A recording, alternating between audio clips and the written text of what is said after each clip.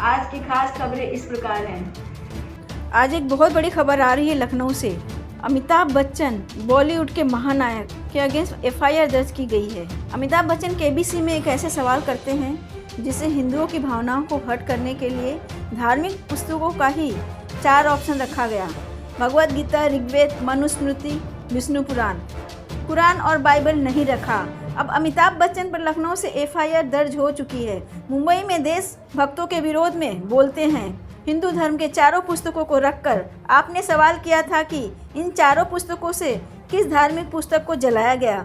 इस तरह से हिंदू धर्म को आहत करने वाले सवाल किया। इस तरह के सवाल से समाज का विघटन करने का प्रयास किया। अमिताभ बच्चन एक एजेंडे के तहत काम कर रहे हैं। एक तो सवाल रखना ही गलत, आपने 4 ग्रंथ रखकर ना तो कुरान को रखा और ना ही बाइबल रखा। क्यों टारगेट कर रहे हैं हिंदू धर्म को?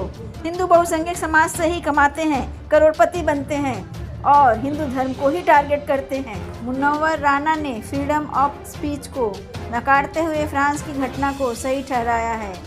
तलवार से किसी का सिर कलम कर देना ही जिहाद है। अशांति प्रिय लोग मंदिरों में नमाज पढ़ने का ड्रामा करते हैं हिंदू धर्म का अपमान करने के लिए। क्या यही जिहादी मस्जिद में आरती करवाएंगे? कभी नहीं। और यही इनकी जिहादी मानसिकता है। मुनव्वर राना ने अपनी जिहादी मानसिकता को सामने लाया है, यह कहकर कि फ्रांस में टीचर का गला काटना जायज़ है। यह कहकर कि अगर मैं भी होता तो मैं भी यही करता। एक गज़ल गाता है जिसमें वो कहता है कि इस धरती पर हमारे पुरखे भी खून बहाए हैं। यह कहता है कि हिंदुस्तान किसी के बाप का नहीं है। तो मुनव्वर राना, तुम्हारे पुरखों ने जो खून बहाया था वो हमारे ही पुरखे थे। तुम जो कहते हो कि हिंदुस्तान किसी के बाप का नहीं है, तो ये सुन लो, तुम सुन लो जिहादी मुनव्वर राना, ये हिंदुस्तान भारतीयों के बाप का है, किसी नीच आक्रांताओं का नहीं। तुम लोग जो गले काटने का दरिंदगी करते हो, ये तुम्हारी कुरान की देन है। अब ये बात हम सब जान चुके हैं और अब आज के इस वक्त में ये बात अब कोई छुपी हुई बात नहीं है। इस्लामिक टेररिज्म दुनिया के लिए कैंसर बन चुका है। अब इसे ख़त्म होना है। तुम्हारे जैसे आतंकवादी नरसंहारी सोच रखने वालों का भी अंत होना तय है। सुशांत केस में चौंकाने वाला खुलासा।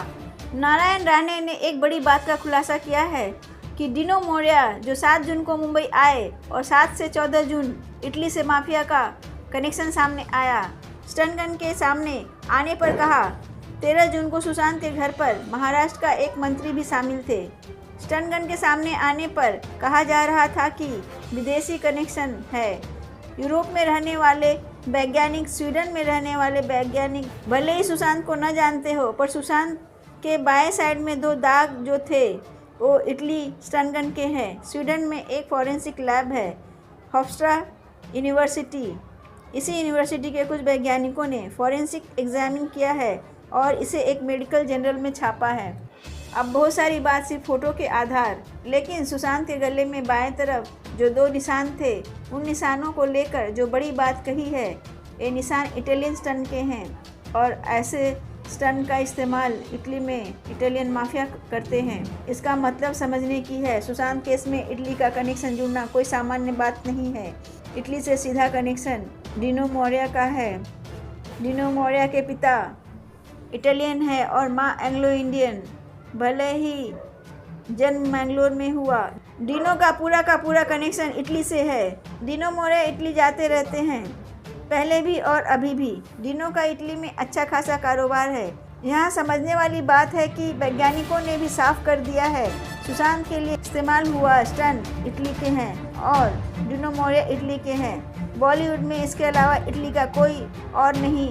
ऊपर से कई दिनों से डिनो मोरिया पर सवाल उठ रहे थे। अब डिनो मोरिया पूरी तरह से फंसते दिख रहे हैं।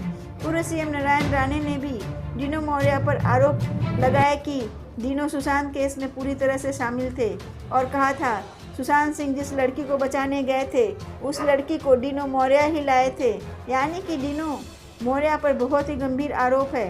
हालांकि ऐसे सभी आरोपों को डिनो नकारते रहे हैं, इनकार करते रहे हैं, पर अपने पक्ष में न कोई सबूत पेश की है और न ही कोई गवाह। डिनो का फंसना तय है। डिनो मोरिया की सुशांत के साथ अच्छी दोस्ती थी। डिनो का मुंबई में एक जिम हुआ करता था और उस जिम के बंद होने से पहले सुशांत उस जिम में जाया करते थे। सुशांत डिनो मोरिया को बेहद करीब से जानते थे। डिनो मोरिया भी सुशांत को बेहद करीब से जानते थे, पहचानते थे और यही वजह थी कि इसलिए डिनो और उसके गैंग की आंखों में सुशांत खटकते थे। सुशांत के इसमें पहले दिन से ही विदेशी कनेक्शन कही जा रही थी, कभी अफ्रीका तो कभी दुबई, पर ये तय था कि कहीं न कहीं से कोई विदेशी सुशांत को ख़त्म करने में ज़रूर शामिल था। और अब सुशांत केस में इटालियन माफिया कनेक्शन सीधा सामने आया है। इटालियन माफिया की मदद से सुशांत को ख़त्म कर दिया गया है और वो सारी की सारी बातें सही साबित हो रही है जो सुशांत केस में विदेशी कनेक्शन को साबित कर रही थी, यानी कि स्टन गन की बात, दिशा की बात, छोटी लड़की की बात। सुशांत को लेकर डिनो मोरिया की दगाबाजी सामने आ गई है।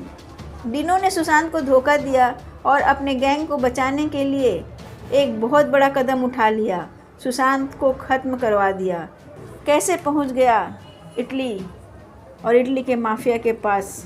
8 जून को दिशा सालियन को ख़त्म किया गया और 13 जून की रात को स्टन का इस्तेमाल हुआ, यानी कि 6 डेज में पूरे प्लान को एग्जीक्यूट किया गया और तरीका इतना खतरनाक और शातिर था कि किसी को पता तक नहीं चला। छत पर घसीटने के निशान थे तो सुशांत के कपड़ों में धूल लगे हुए थे। एसी कमरे में धूल कहाँ से आई। 8 जून को दिशा पर हमला किया गया तो 7 जून को ही इटली से मुंबई में एंट्री हो चुकी थी। तो सीबीआई के लिए ये मुश्किल बात नहीं होगी कि 7 जून को कौन कौन लोग मुंबई में आए। ऐसे में सुशांत केस में इटली कनेक्शन के जुड़ने से केस पेचीदा नज़र आ रहा है। सुशांत को लेकर सीएम राणे ने कई खुलासे किए, वो भी देखिए। वीडियो को ज़्यादा से ज़्यादा शेयर करिए, लाइक करिए, सब्सक्राइब करिए। नारायण राणे के बयान से बड़ा ही भूचाल आ गया है। राणे ने कहा है सुशांत के साथ झगड़ा हुआ और सुशांत को ख़त्म किया गया। तब सुशांत के घर पर महाराष्ट्र का एक बड़ा मंत्री भी सुशांत के घर पर मौजूद था। सीसीटीवी फुटेज सीबीआई अवेल करेगी तो सारी बात सामने आ जाएगी। नारायण राणे से रिक्वेस्ट है कि सारी घटना सीबीआई के पास जाकर बताएं। Corona latest update, 82,81,006 deaths, 1,23,244 recovered, 76,17,901। आज के लिए इस वीडियो में इतना ही। देश विदेश की ताज़ा खबरों के लिए जुड़िए चक्रधारी शंखनाद से। हमारे इस चैनल को सब्सक्राइब करिए, लाइक करिए, शेयर करिए, कमेंट में जय हिंद लिखिए और बेल आइकन दबाना ना भूलें। वंदे मातरम।